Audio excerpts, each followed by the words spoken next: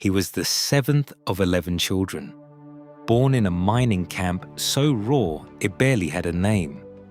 His father sold pots and needles and bolts of cloth off his own back, trudging up dirt roads to reach miners who barely had 2 coins to rub together. There was no money in that house for shoes that fit, let alone for college. You would think a boy raised like that, a peddler's son, no formal education, no connections, no capital, could never go toe-to-toe with the biggest trunk and luggage manufacturers in America, companies with factories the size of city blocks and bank accounts to match. Well, that boy would grow up to found what became the largest luggage manufacturer on planet Earth. He would put his family's name on a suitcase so tough that a famous department store buried it under half a ton of sugar just to prove a point. And he would build a brand that, more than a century later, is still one of the most recognized names in travel, worth billions of dollars, sold in more than 100 countries around the world. So how did a Colorado peddler's son with $3,500 to his name take on the giants of American industry and win? To find out, we have to go back to a mining camp called Black Hawk in the spring of 1882. Black Hawk was not really a town back then.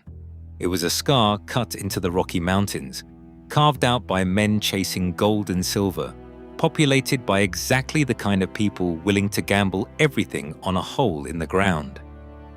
Isaac Schwader was not gambling on gold, though. Isaac was gambling on people. He had been born in Poland in 1855, and as a young man, he had made his way to England, where he trained to become a cantor and a rabbi, a man of learning, a man meant for the synagogue, not the frontier. But in 1878, in Manchester, he married a young woman named Rachel Colby, and something in him decided that the old world did not hold what he needed anymore. A year later, in 1879, Isaac left for America alone, landing in the mining camps of Colorado with nothing but a peddler's pack strapped across his shoulders.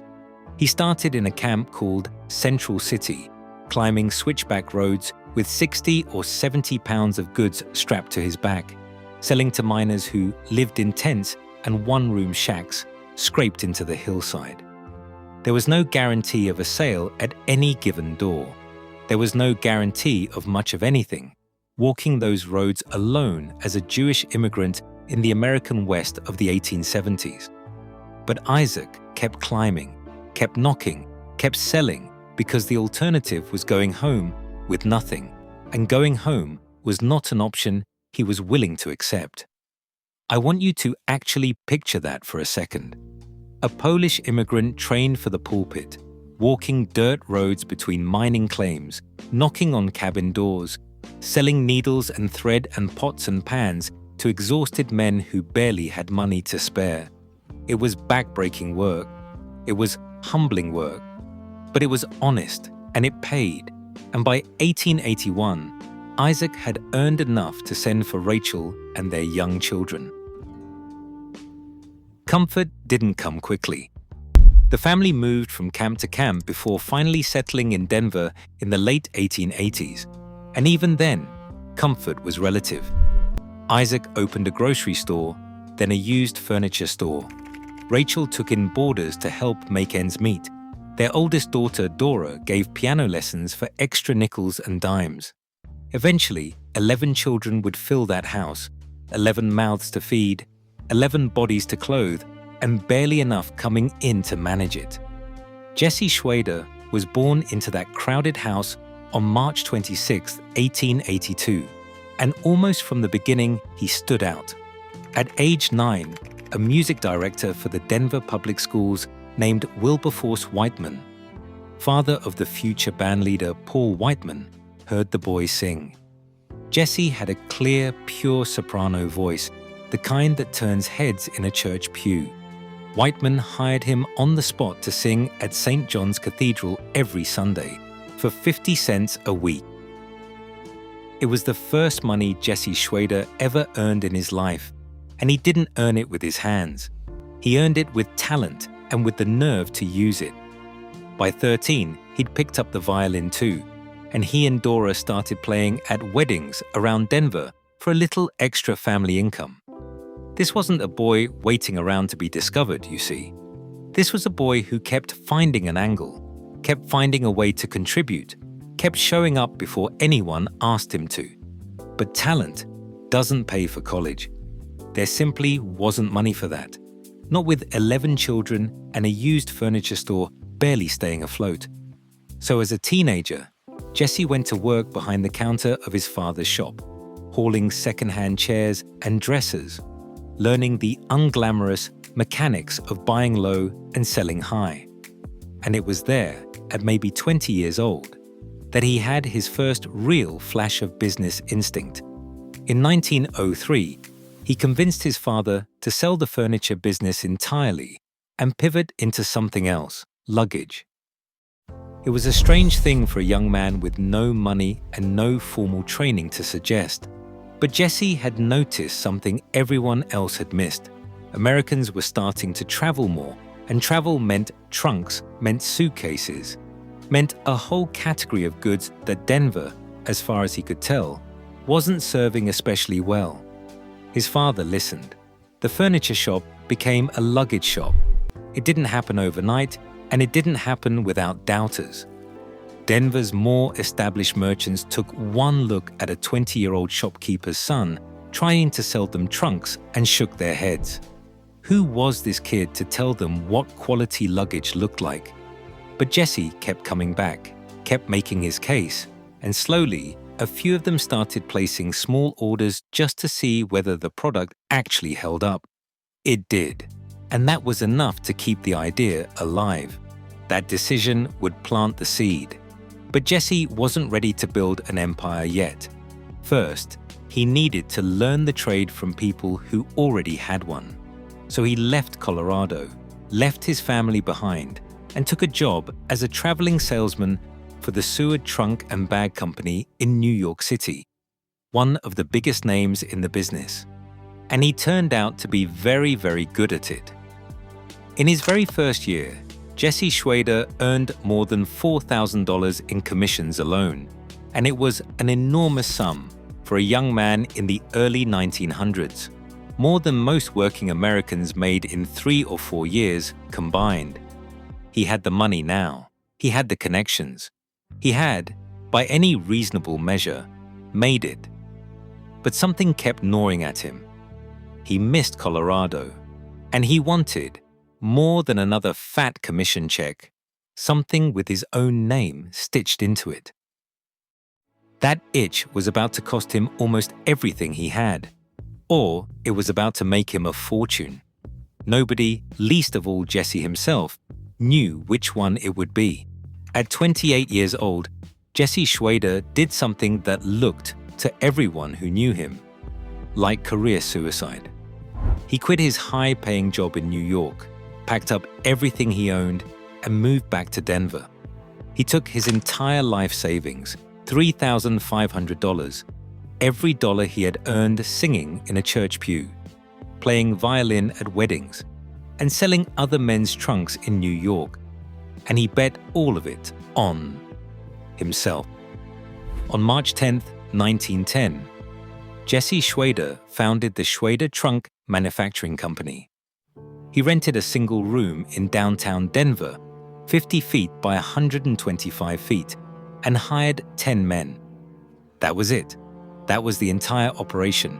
10 workers, 1 room, and a former singing prodigy with no formal business training standing in the middle of it, trying to figure out how to actually build a suitcase that would hold up. It nearly did not work. Within the first year, Jesse had burned through almost all of his $3,500. He was forced to go out and borrow money just to keep the doors open. The very definition of a business standing on the edge of the cliff. But he did not fold. He did not slink back to New York with his tail between his legs. He held on, month after uncertain month, until slowly, painfully, the company turned a corner towards something that looked like profit. And from that very first day, Jesse operated by a single rule, literally. He adopted the golden rule as his company's guiding philosophy: do unto others as you would have them do unto you. He had small golden marbles engraved with those words, and he handed one to every salesman who worked for him.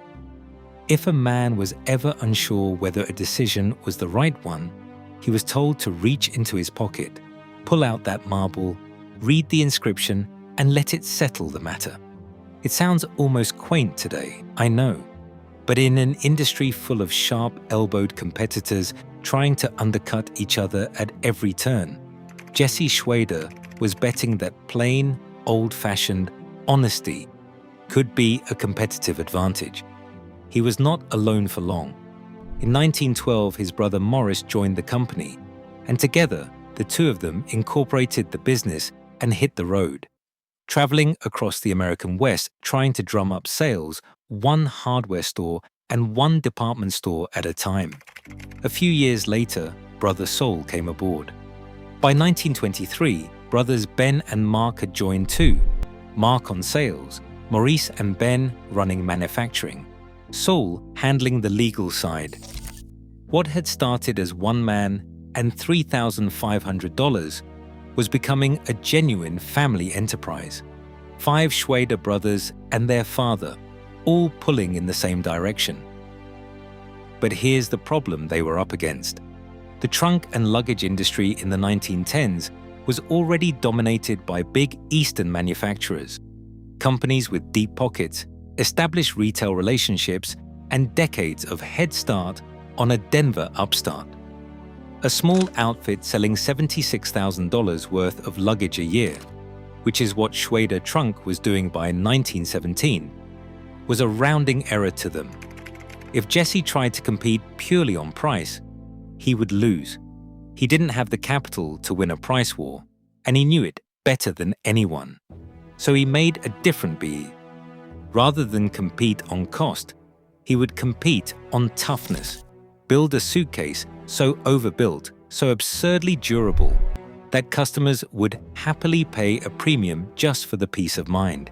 He named his first line of cases Samson, after the biblical strongman, because that was exactly the image he wanted burned into people's minds, unbreakable. And then, in 1916, Jesse and his family did something that would define Schwader marketing for a generation. Jesse, his 4 brothers, and his father Isaac, 5 solidly built men weighing more than 1,000 pounds combined, climbed onto a wooden plank balanced on top of a single suitcase and had their picture taken. The caption underneath read simply, "Strong enough to stand on." It was audacious. It was more than a little ridiculous if you really look at that photograph. And it worked. That image became one of the most effective pieces of direct mail advertising the company ever produced, reprinted for years because it accomplished something no clever slogan could. It proved the point in a single frame. A tiny Denver company with no advertising budget to speak of had just out-marketed manufacturers 10 times its size, using nothing but a suitcase and their own body weight. 2 years later, in 1918, the Schwaders were ready to take their gamble national. They rolled out their first nationally advertised suitcase, a premium case that retailed for $4.95. Not cheap for the era, which was exactly the point. To prove it could take a beating, they arranged for the case to sit in the window of Macy's flagship store in New York City, buried under half a ton of sugar. Picture that for a moment. Shoppers strolling past the most famous department store window in America, staring at a suitcase crushed beneath 1,000 pounds of sugar sacks, sitting there completely unbothered. The stunt worked, word spread, and the numbers followed right behind it. By 1924, Schwader Trunk's revenue had climbed to $300,000 a year, and the company moved into a sprawling new 80,000 square foot factory in South Denver, a plant that would eventually grow to 500,000 square feet under one roof. Inside, they built an assembly line with a state-of-the-art conveyor system. And the Schwaders like to boast in their own company literature that they built suitcases the same way Henry Ford built automobiles. A peddler's son from a mining camp was now running one of the most modern manufacturing operations in the entire country. By the late 1920s, Schwader Trunks' revenue had rocketed past $1 million a year. Business was so good, in fact, that the brothers leased an additional 85,000 square foot factory near Detroit just to keep up with demand pouring in from the eastern United States. For a moment, it must have felt unstoppable. A company built on $3,500 and a golden marble in a salesman's pocket was now a genuine national player. Then came October of 1929. The stock market collapsed. The Great Depression descended on the entire country, and within a few short years, Schwader Trunks' shipments had been cut in half. This was the kind of crisis that had already buried thousands of proud American companies, firms with far deeper reserves than a family luggage business out of Denver. If there was ever a moment when the Schwader story could have simply ended, this was it. But the brothers didn't fold. Instead, they got creative, almost desperately so. They started manufacturing whatever they could sell: license plates, folding card tables, stilts, sandboxes, even wooden dinettes for household pets. In 1931, they even changed the company's name to Schwader Brothers Incorporated to reflect just how far they had diversified beyond luggage alone. For a stretch during the worst of the Depression, the company actually sold more card tables than suitcases. It wasn't glamorous.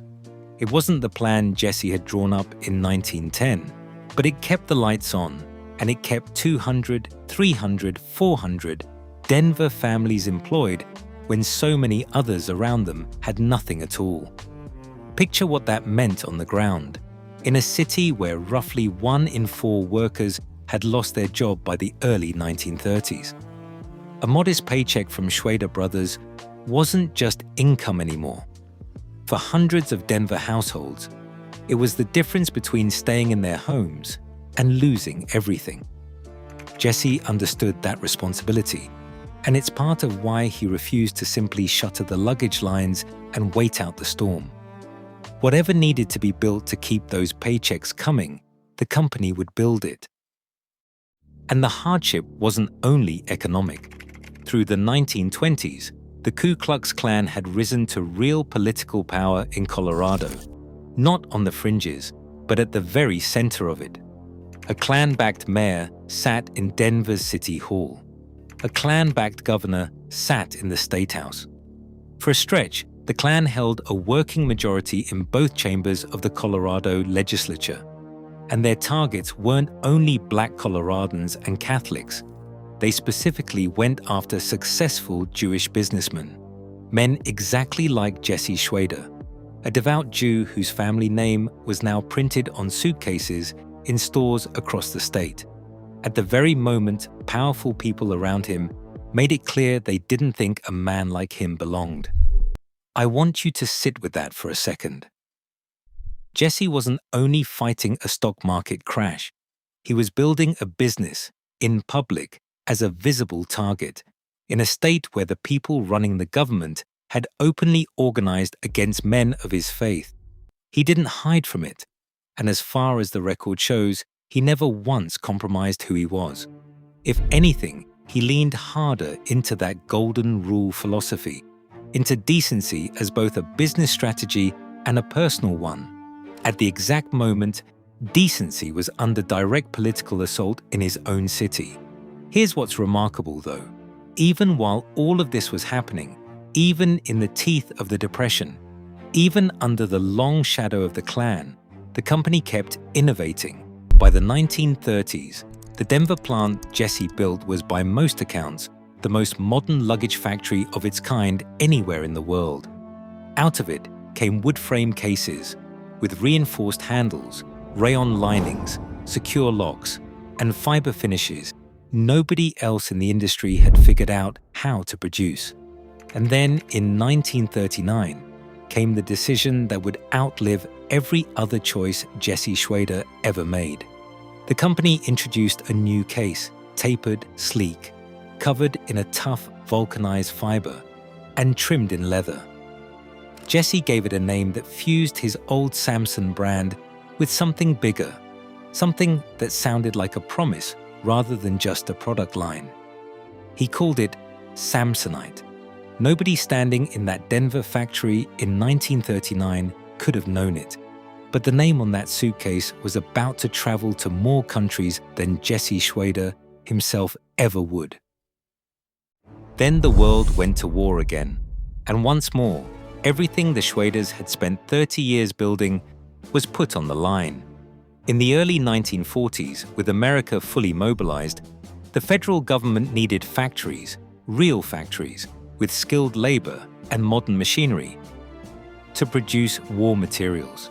Schwader Brothers' Denver plant, the very one that had been building the toughest suitcases in America, was converted almost entirely to war production. Luggage manufacturing, the business Jesse had staked his entire adult life on, was set aside indefinitely. Nobody could say for certain when or even if it would ever come back the way it had been. Think about the position Jesse was in. He was in his 60s by now. He had survived a shaky first year that nearly wiped him out completely. He had survived being a visible target during the Klan's rise to power. He had survived the Depression, cutting his business in half overnight. He had rebuilt Samsonite into a name that customers trusted with their money. And now the government needed his factory for something else entirely, with no guarantee that the skilled workforce he'd spent 3 decades assembling would still be there, or that Americans would even want to buy suitcases again once the fighting finally stopped. He had a choice to make, and in truth, it wasn't really a choice at all. Jesse retooled the plant for war production without hesitation, because it was the right thing to do for the country, and because, quietly, stubbornly, in the back of his mind, he was already planning for what came after. He kept as many of his people trained and employed as he could. He kept his engineers thinking about new materials and manufacturing methods, even while they were building things that had nothing to do with a single suitcase. He was betting, with everything he had left, that the world would eventually want to travel again, and that when it did, Samsonite would be ready before anyone else in the industry even got started. For a man who had already rebuilt from nothing once, the prospect of doing it again wasn't entirely foreign, but that didn't make it any less frightening. He had watched other companies convert for wartime production and never fully recover their pre-war identity once the contracts dried up. There was no way of knowing, in the moment, which kind of story his own company was going to become. The war ended in 1945, and almost immediately, the Schwaders flipped their factories back to luggage and folding furniture. The gamble paid off faster than anyone could reasonably have predicted. In their very first year back, 1946, the company sold $7 million worth of goods, a figure that, just 15 years earlier, during the darkest days of the Depression, would have sounded like pure fantasy. By 1948, sales had climbed even higher to $13 million, and the company was large enough to split formally into 2 divisions, luggage and steel and folding furniture. Jesse Schwader had done what should have been impossible by any reasonable measure. He had taken a company through a near-bankrupt first year, organized political hatred aimed squarely at his own family, a global depression and a world war, and come out the other side bigger, stronger, and more respected than he had ever been. The peddler's son who couldn't afford college was now running one of the most advanced manufacturing operations in the entire country. The company didn't stop there either. Through the Korean War in the early 1950s, Schwader Brothers once again converted part of its production to wartime materials, bomb components, and rocket carriers. while continuing to grow its core luggage and furniture business right alongside it. They built specialized carrying cases for musical instruments and delicate electronic equipment, and even developed a vinyl-clad material that ended up lining automobile interiors across the country. Whatever a given moment demanded of them, the company Jesse built somehow always found a way to deliver it. In 1956 came the most significant leap yet, the ultralight line, the first Samsonite luggage to abandon wood frame construction entirely in favor of magnesium and injection-molded plastic. It was a complete reinvention of the very product that had built the company's fortune, arriving from a leadership that clearly refused to stand still and rest on what had already worked. That same year, Schweider Brothers pushed beyond American borders for the first time, opening a subsidiary in Canada and an export division aimed squarely at Europe. And in 1960, the company did something almost nobody would have predicted for a suitcase manufacturer. It became the North American distributor for a small Danish toy company's snap-together plastic building blocks. Lego by Samsonite hit American store shelves that year, and it caught on almost immediately. So much so that it pushed the Schweiders to roll out more than 50 new toy products before the early 1970s. A company that had started out selling used furniture and then unbreakable trunks was, for a few strange and wonderful years, also one of the biggest names in children's toys in North America. If you or your own children ever snap together a set of those little plastic bricks bought in North America before 1972, there's a real chance that box passed through a Schweider-run warehouse in Denver before it ever reached your local toy store shelf. By 1960, at 78 years old, Jesse Schweider finally stepped back from the daily grind, retiring as company president after exactly 50 years at the helm. Though he stayed on as chairman of the board, his son, King David Schweider, took over as president in 1961, and under his leadership, the company kept expanding into Europe, into Japan, into a genuinely global operation with manufacturing plants and sales offices scattered across continents Jesse had only ever read about as a boy in Black Hawk. In 1965, more than half a century after Jesse rented that single room in downtown Denver, the company formally changed its name one final time. It became the Samsonite Corporation, named after the very suitcase that had carried the family from a scrappy regional trunk maker into a household name. By then, that peddler's son from Black Hawk was being talked about the way people once talked about tycoons twice his size. The company that started with 10 men in a rented downtown room now employed thousands, with factories and sales offices stretching from Denver to Amsterdam to Osaka. Jesse lived long enough to watch the name he'd chosen back in 1939 become the industry standard. Not just a brand anymore, but practically a category unto itself. The word people reached for the way they reached for Kleenex or Xerox. And when you step back and look at the whole picture, it really is remarkable. This was a company founded by a man who never once set foot in a college classroom, raised by a father who peddled goods on foot through mining camps, in a family of 11 children who depended on boarders and piano lessons just to make the rent. Jesse Schweider had every reason in the world to stay small, to stay safe, to stay invisible. Instead, he built something so durable, literally and figuratively, that it outlasted the Great Depression, outlasted political hatred aimed directly at him and his family, and outlasted 2 world wars back to back. He never wavered from that golden marble in his pocket either. Do unto others as you would have them do unto you wasn't a slogan Jesse hung on a wall and quietly forgot about. He required his company's executives to wear it, engraved on a gold band, for the rest of their careers. In an industry built on cutthroat competition and cut corners, Jesse Schwader bet, again and again and again, that character was the more durable investment of the two.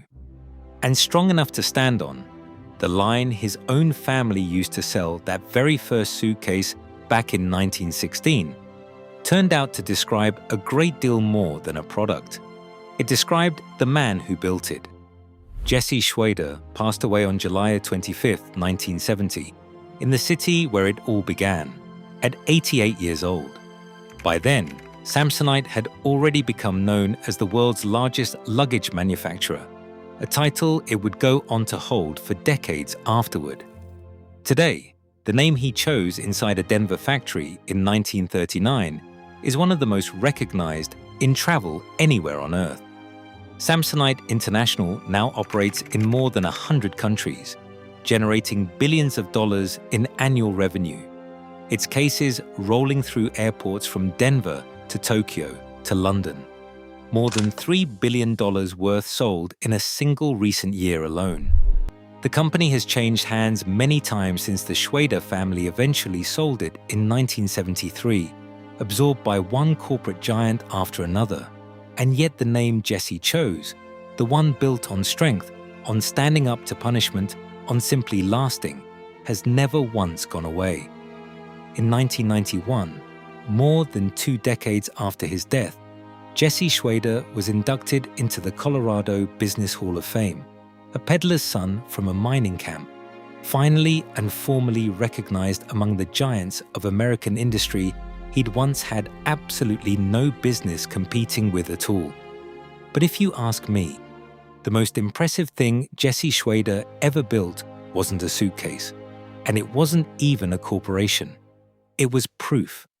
Proof that a peddler's son with no diploma and $3,500 in savings could outbuild, outmarket, and outlast companies with 100 times his resources, simply by refusing to cut corners, refusing to compromise, and refusing to quit when quitting would have been so easy at a dozen different points along the way. He and his wife Nellie spent their later years giving a great deal of that fortune away, supporting Jewish community causes, backing bonds for the young state of Israel, and eventually endowing an art building at the University of Denver, the very same golden rule instinct that built the company in the first place, still quietly running the show right to the end. A poor Colorado boy, raised in a mining camp, singing for 50 cents a Sunday because his family needed every nickel it could get, grew up to build an empire so sturdy that more than 100 years later, people all over the world are still packing their lives into a case that carries his family's oldest promise, strong enough to stand on.